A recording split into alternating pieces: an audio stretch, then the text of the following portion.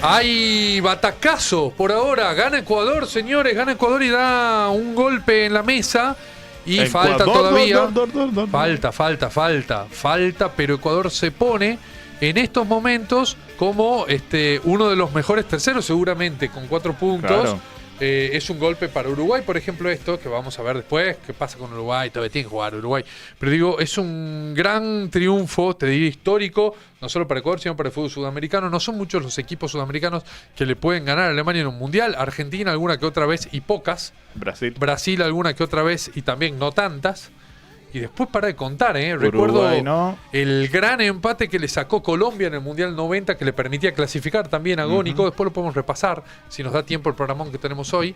Pero no hay mucho más que eso para repasar de equipos sudamericanos ganándole a los alemanes. Faltan 5 minutos. Gol de Gonzalo Plata para darle este triunfazo parcial a los ecuatorianos, que yo creo que viene son 3 puntos y boleto a los 16avos de manera incluida, ¿no? En este triunfo, más allá de que está ganando 2-0 Costa de Marfil. Llegó en el momento justo porque era un momento en que el partido se planteaba como plata o mierda para Ecuador y fue plata. Mierda y fue plata, tal cual. Gonzalo Plata lo anticipó Manuel Neuer, a un oxidado Manuel Neuer, el mejor arquero, probablemente uno de los mejores de todos los tiempos, pero que en este caso una respuesta floja.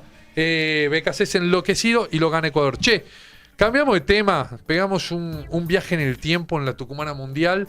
Nos vamos a ir hasta 1978, ¿sí?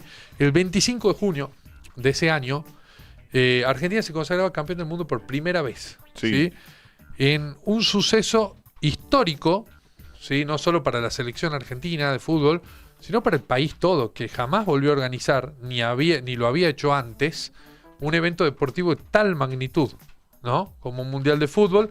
En aquel momento con tan solo 16 selecciones, pero no por eso era fácil organizarlo, y en un contexto político obviamente muy complicado y muy oscuro, que fue el de la última dictadura militar. Hay un colega, un periodista, la verdad, con el que hemos hablado en alguna ocasión hace varios años y va a ser un gusto volver a charlar, que ha hecho una investigación pormenorizada del Mundial, ¿sí? Y que la ha plasmado en un libro que se llama 78 Historia Oral del Mundial. Un librazo por varias razones. Porque es muy grande, porque es así de extenso. Sí. Un libro de, creo que cerca de 1000 páginas. Y porque es impresionante el contenido. Y porque realmente cuenta, como nadie lo ha hecho, al Mundial fuera de los lugares comunes. Y desmitifica un montón de cosas. Un montón de lugares comunes que hemos ido habitando a lo largo de los años.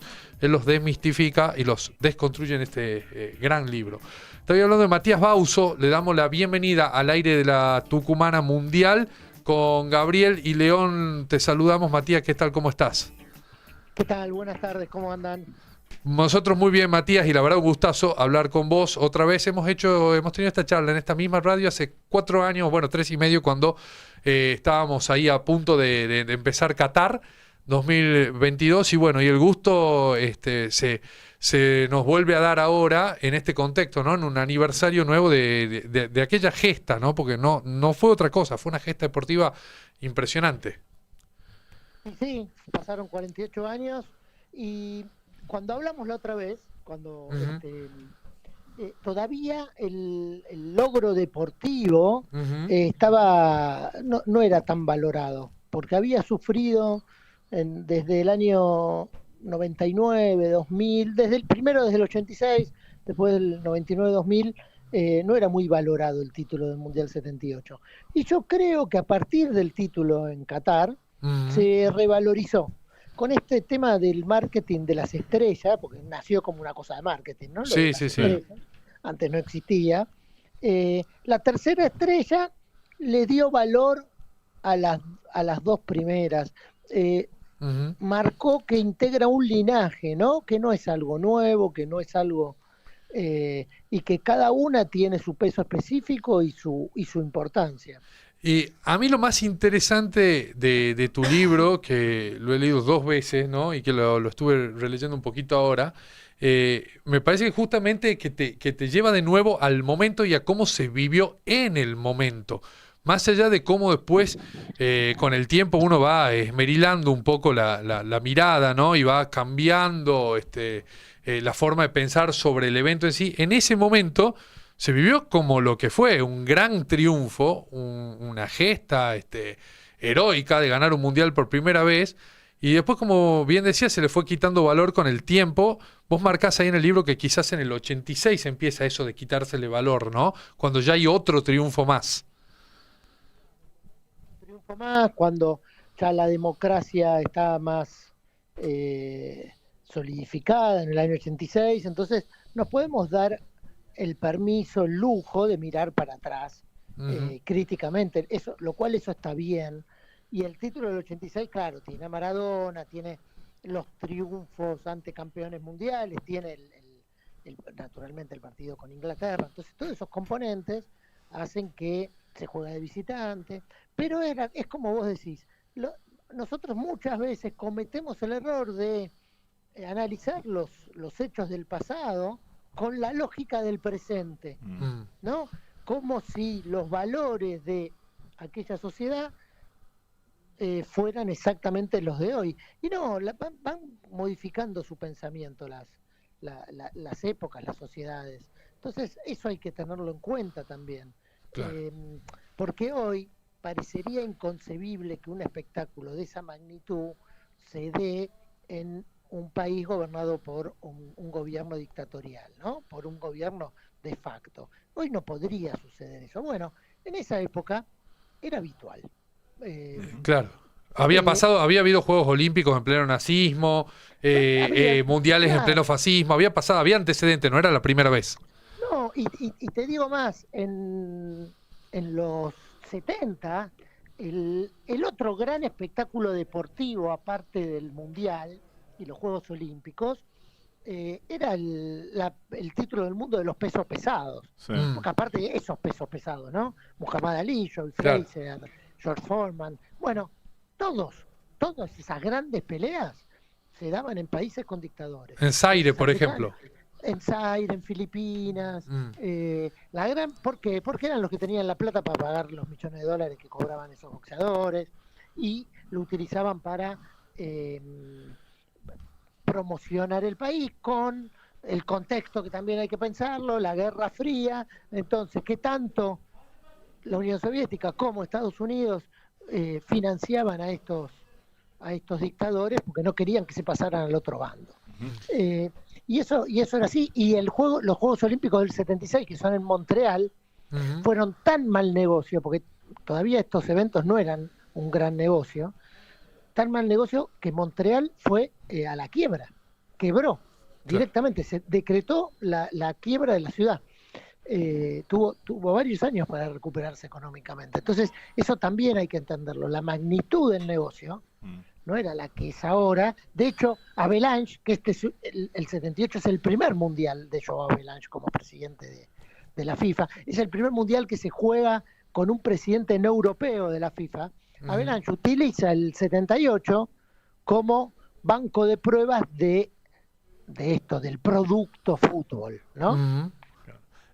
Matías, volviendo a lo que es estrictamente el Mundial 78, yo imagino que también te habrá movilizado vos el tema de los mitos o las ideas instaladas que había sobre ese Mundial, ¿no? Pienso, por ejemplo, que una idea que estaba, como te digo, instalada, que el Mundial sirvió para tapar los horrores de la dictadura en Argentina. ¿Vos a qué conclusión llegaste a través de tu investigación? Digamos que para mí es como el gran mito. Naturalmente, la intención de la dictadura fue esa, ¿no? Pero mejorar su imagen internacional. Bueno, lo que logró fue exactamente, es increíble, es paradójico, lo que logró fue exactamente lo contrario.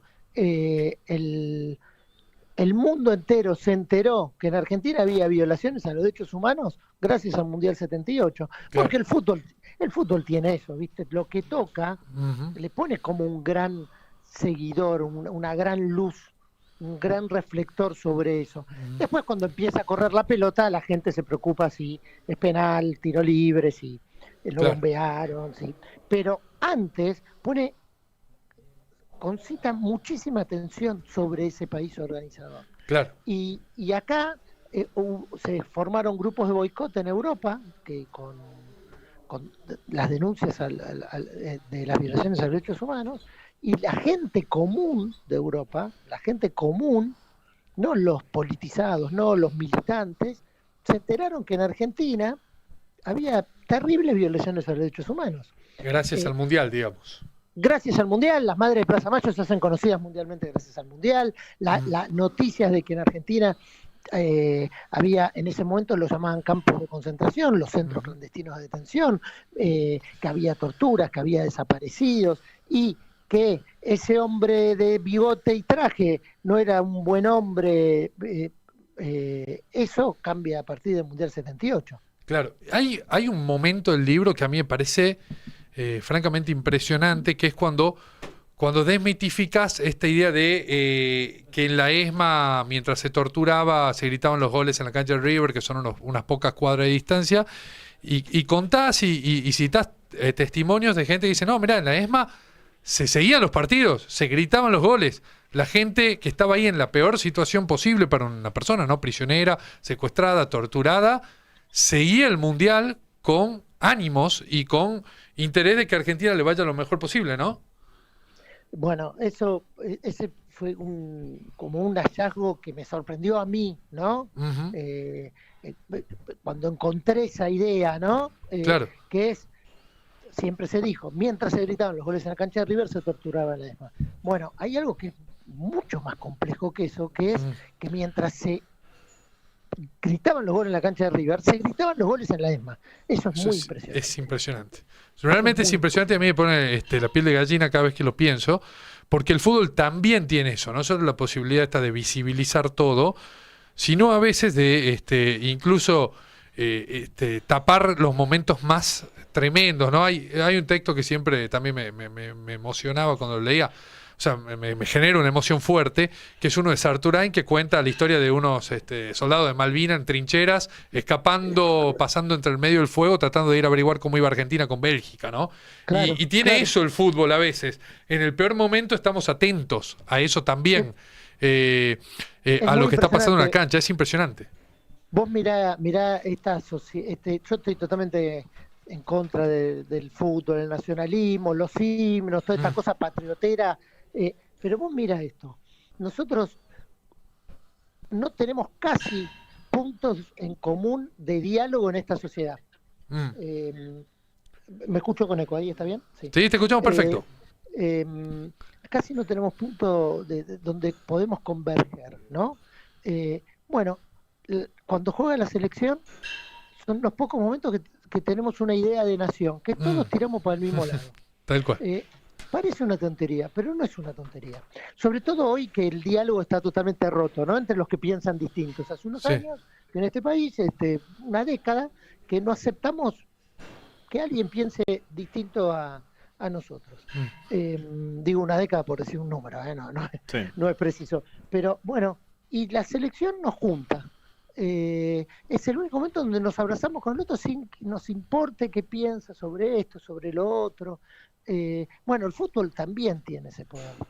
La verdad, hay que reconocerle que también tiene ese poder.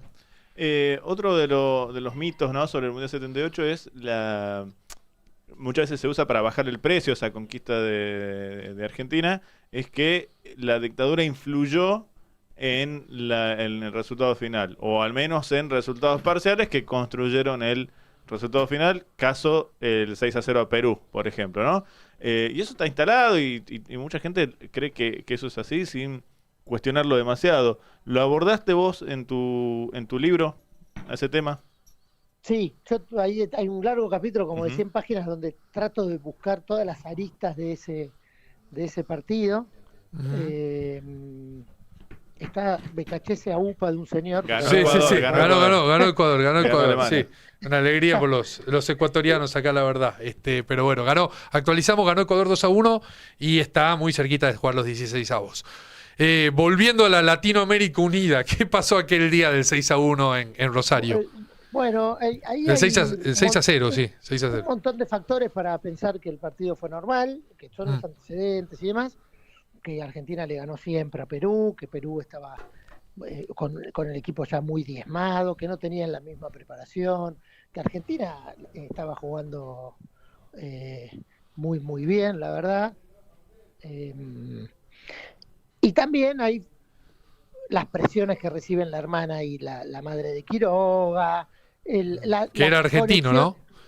Que era el arquero peruano, que era argentino, que era rosarino. La muy buena conexión entre la dictadura peruana y la dictadura argentina. De hecho, eran los que mejor se llevaban en el continente porque tenían un enemigo común que era Pinochet. Lo odiaban a Pinochet.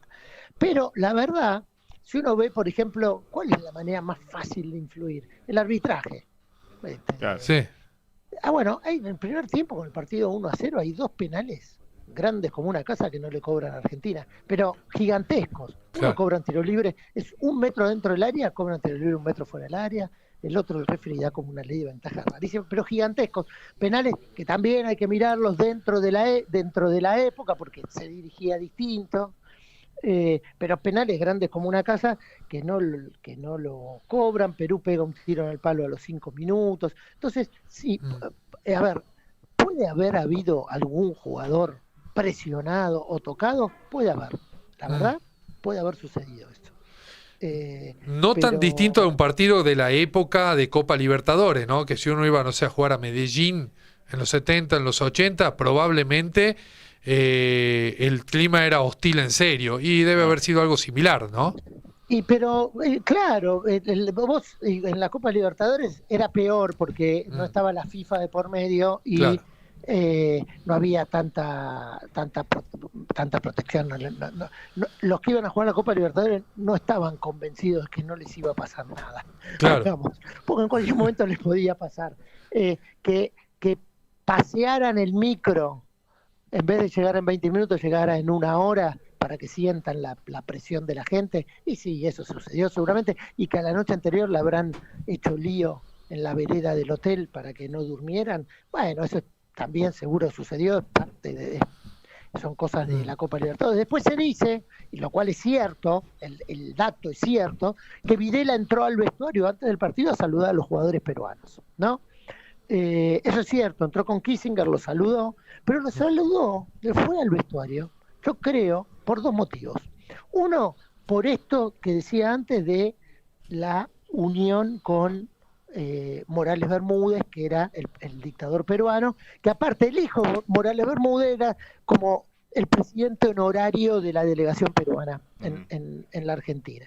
Y segundo, porque se tenía que volver rápido a Buenos Aires, entonces si iba después del partido, iba a tardar mucho más, porque era en Rosario el partido. Pero pensemos esto.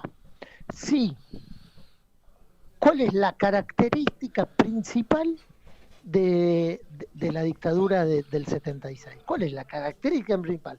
Que todos los crímenes los cometió clandestinamente. Esa es la característica principal.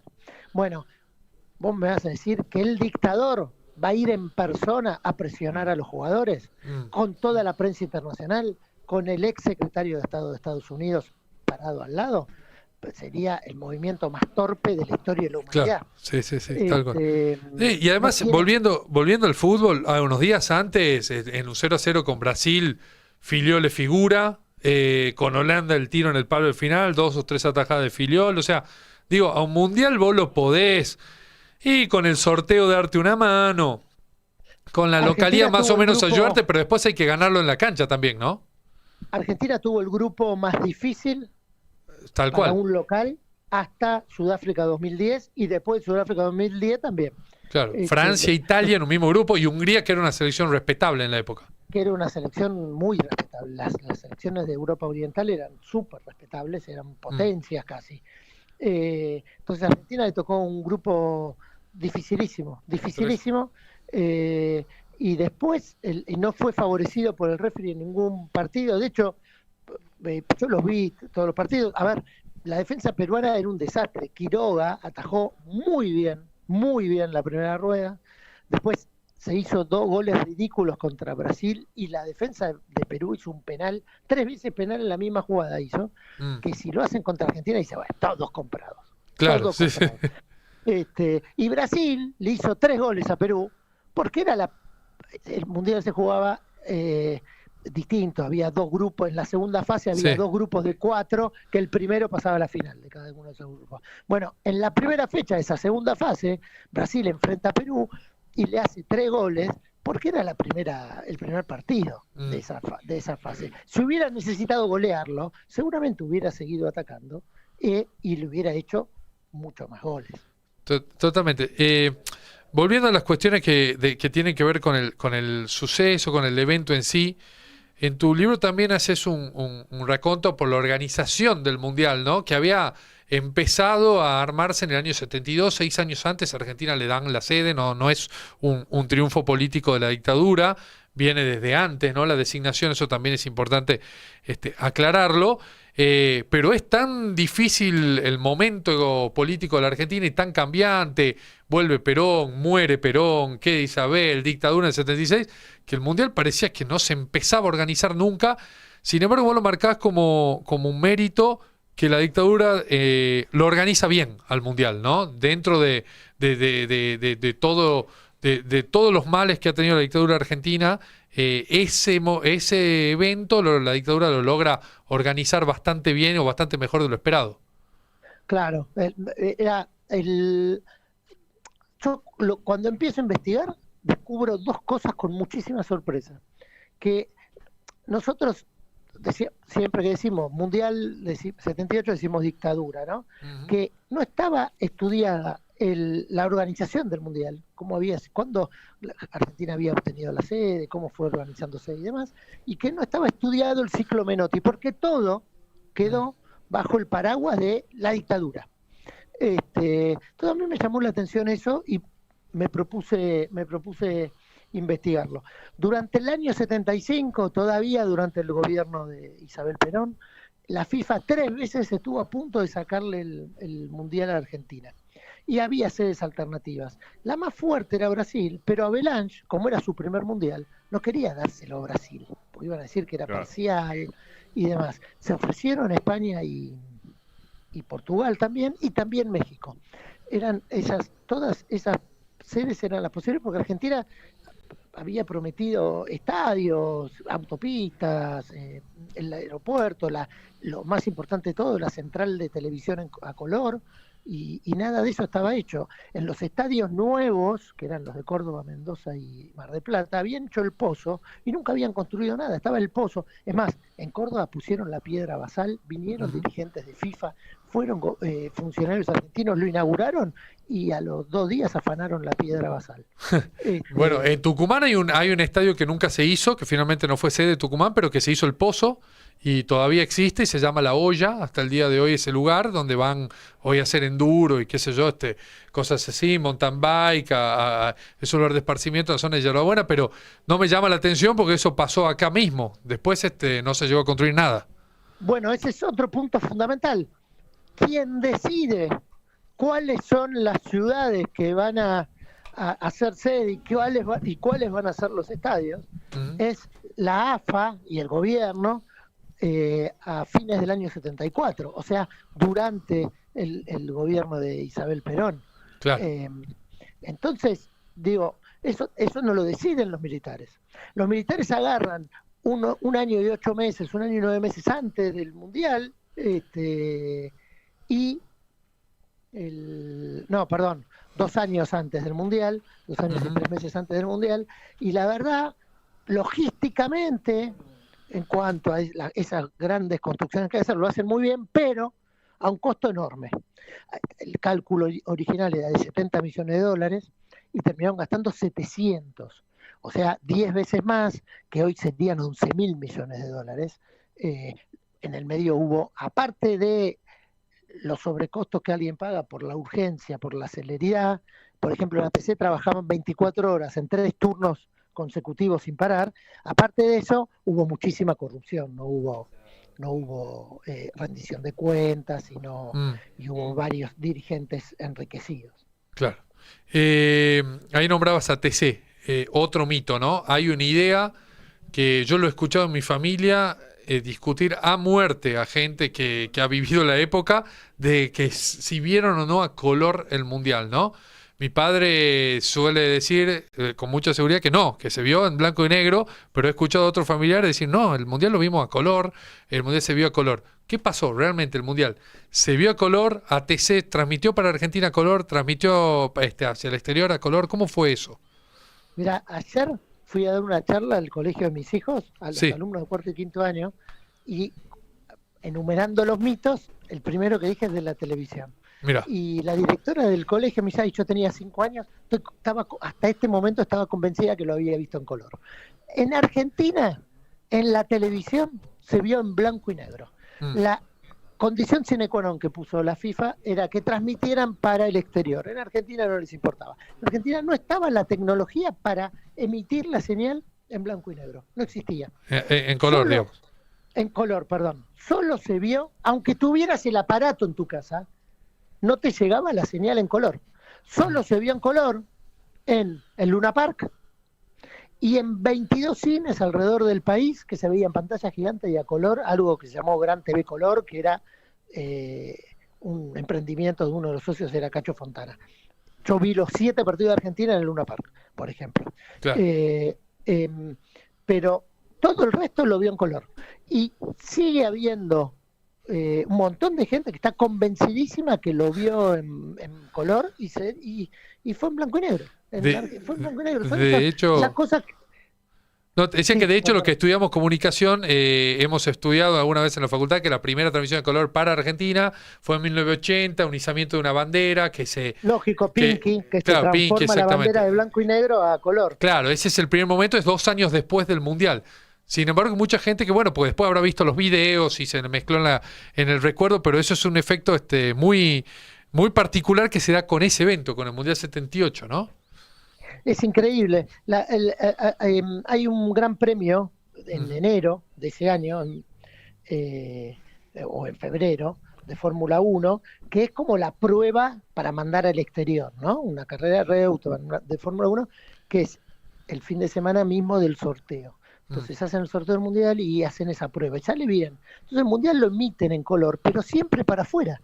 Y acá hay un montón de gente que te discute, hay foros de internet, hay que entrar a internet y dice, no, que vos no sabes nada, si yo lo vi en la casa de mi tío, que se había traído en la televisión de Uruguayana, es una diferencia de 1 año y medio, de 2 años, pero es una diferencia, es como los argentinos somos derechos y humanos. No, esa campaña, los argentinos somos derechos y humanos, ocurrió el año siguiente, ocurrió en el año 79 y ocurrió en medio del Mundial Juvenil de Japón.